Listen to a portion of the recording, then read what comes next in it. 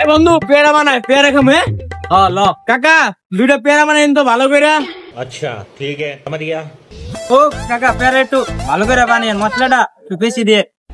ও কাকা একটু বাড়া বেড়া দিও সবকিছু।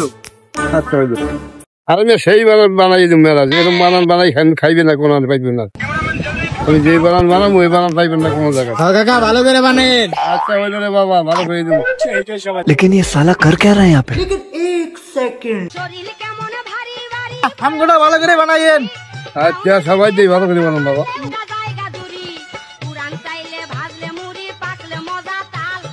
সেই স্বাদ, বন্ধু দেখতে মজা। এত স্বাদ কে?